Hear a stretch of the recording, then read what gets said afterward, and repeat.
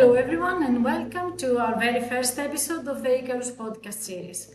ICAERUS is a European Union funded project aiming to explore how drones can serve multiple purposes in agriculture, forestry and rural areas across Europe. I am Alexia Mastora, Communications Manager at Reframe Food, a non-profit organization aiming to transform the agri-food sector through innovation and technology. Today we are welcome Spyros Fountas, Professor at the Agricultural University of Athens and Coordinator of the ICAERUS Project. Hello Spyros, you are welcome and thank you so much for being here with us. Yeah, thank you very much, Alexia, for all the work you're doing for the ICAERUS project, for all the dissemination, which is very important for any project at European level and any kind also levels, which is very significant. It is pretty amazing to see how drones have come from a futuristic concept to something that is impacting our lives. Let's introduce ICAERUS to our audience. What are its main objectives and goals? Exactly. As we all know, drones have been a quite important tool in agri-food and rural development, and they are used in many different applications. So there was a specific call by the European Commission to start some large-scale projects for the use of drones in different applications, and ICAERUS was one of the funded projects, and we are trying actually now to modernize and actually make the drones more available and more economically viable solutions within the agri-food sector and also for the rural development. That was a great overview, thank you for that. It is clear that ICAERUS is not just about technology but also about creating a sustainable and inclusive ecosystem for drone use in agriculture. Let's now dive in a bit deeper into the field of the project. What unique challenges and opportunities arise when deploying drones in agriculture and rural areas? Exactly. So here we can refer actually to the different applications we're working on. And as I said, within this project, we're trying to use most of the more common applications, and these are actually for monitoring crop protection, for monitoring specific diseases in crops. It's in a large-scale pilot which is run in Spain. We also do animal tracking for animals who are doing grazing, which is actually happening in France. We're also working on monitoring biodiversity and wildlife in Lithuania. We are also working on remotely transferring agricultural goods to remote villages, and this is actually happening piloting in North Macedonia. And finally, we are working on spraying drones, which is also quite popular. It's an application that our university, Agricultural University of Athens, is actually practicing within different cropping systems. It's very important to mention that in all of these applications, we also have pilot partners who are actually the end users who are using the technologies.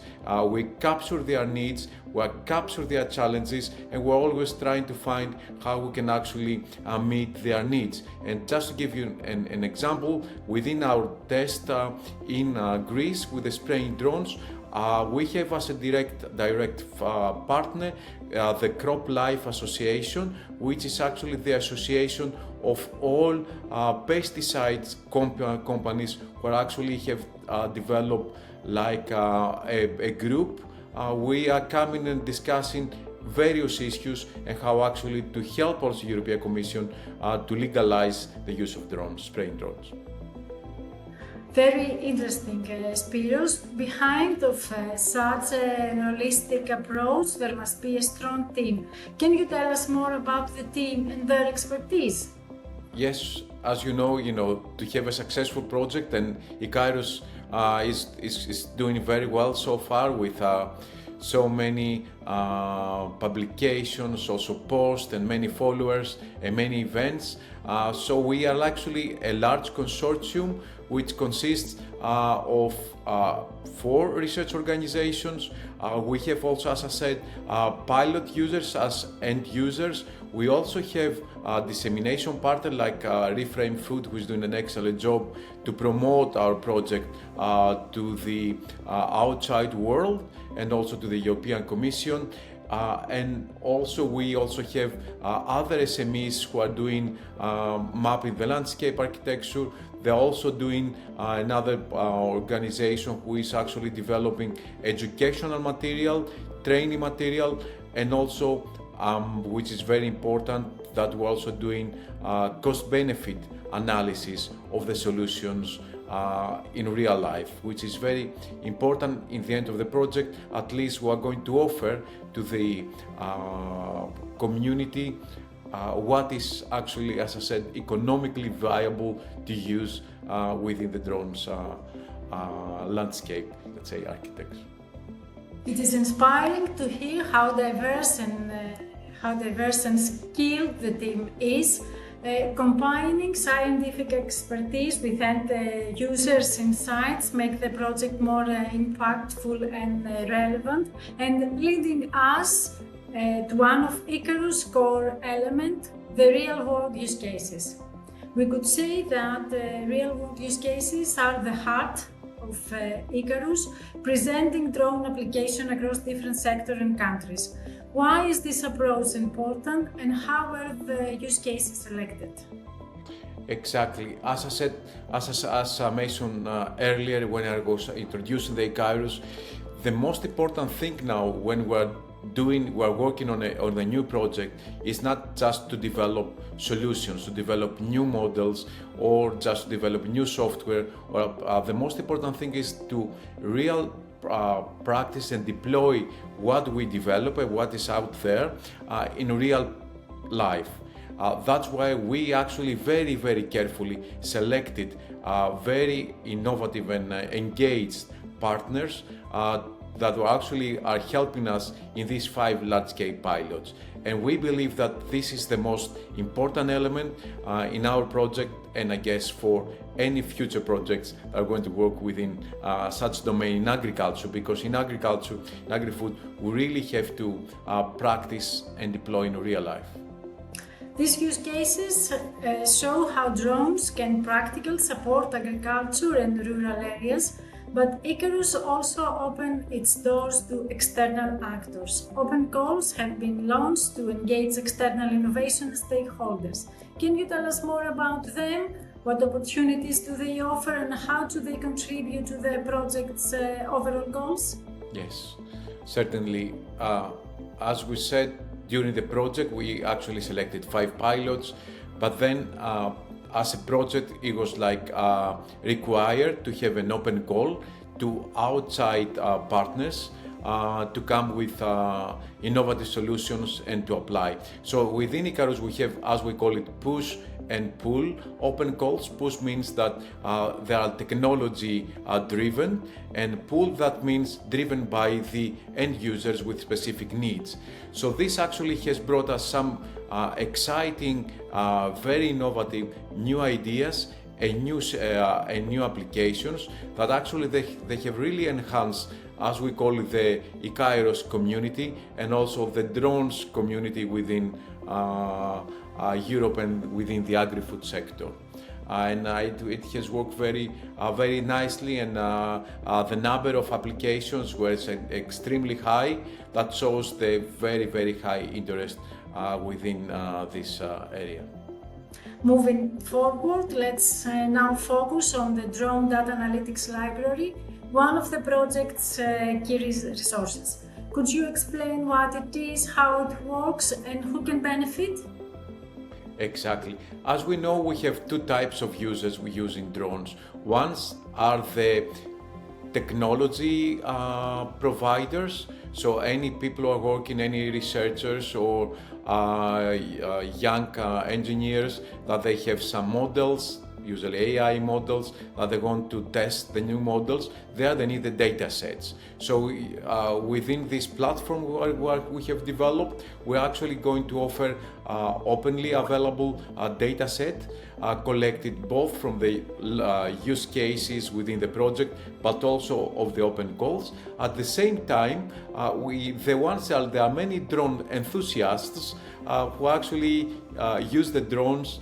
They collect a lot of data, but then maybe they don't have the specific knowledge, or they don't have the time to dig into many available models. So here we also provide models with the script code and also explanations. So as I said, the ones who are going to use the drones could actually take some tailor-made models to actually transfer their data into useful decisions for the operations. That could be for animal tracking, as I said, crop protection, crop monitoring, biodiversity, or even rural development. As the project approaches its final year, let's take a look at what is next. What can we look forward to in the final year of the project? Yes, now we're very happy that so many things have already been developed. So we have the ICAERUS platform that actually I invite everybody to have a look, because we have a lot of material, as Alexia said, with models, data sets, but also we actually enhance it with training material and training modules, together with cooperation with the Open University of the UK, which is a direct partner and develops this type of training material, educational material. At the same time, we're going to still run the open calls with new exciting applications. This will also enhance the library, and also it's the final year. We're also going to have the final version of the socio-economic analysis of the specific applications to actually help the real end users, which are going to be farmers,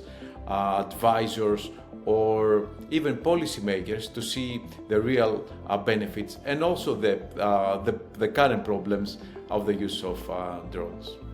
And by highlighting the future of ICAERUS project, we wrap up today's episode. Thank you so much, Spyros, for your time and thoughtful contribution.